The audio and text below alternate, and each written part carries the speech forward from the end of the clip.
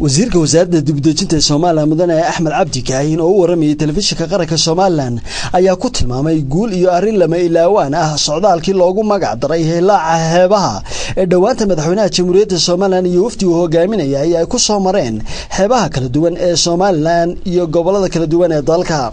Wasiirku waxa kale oo xusay in Soomaaliland ay leedahay jasiirado, xeebo iyo dhul beeraley ah oo loo dalxiis iman karo kuwaasi oo dakhli badan uu ka soo gali karo dalkani Soomaaliland.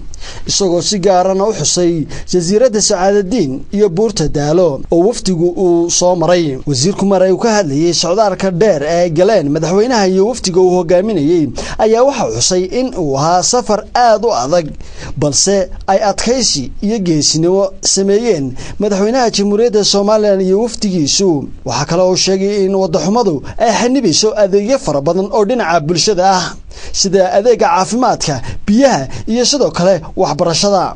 waxa kale oo wasiirka wasaaradda dibadejinta ee Soomaaliland sheegay in shacabka dhulkaasi ku dhaqani ku diirsadeen aragtida ay arkeen madaxweynaha Jamhuuriyadda Soomaaliland iyo madax kala duwan oo ka socota qaranka markii uu horeysay. ugu dambeynna waxa uu ku amaanay hambalyo ballaaran oo u diray shacabka reer Soomaaliland sidii diiraneed iyo sidii wadaniyada lahayd ee u soo dhaweeyeen meel kasta oo ay marayeen madaxweynaha Jamhuuriyadda Soomaaliland iyo wafdigiisu. safarka maanta madaxweynuhu nagu hogaaminayay oo ka bilaabay xeebaha uu ka bilaabay waliba gobolka Selen.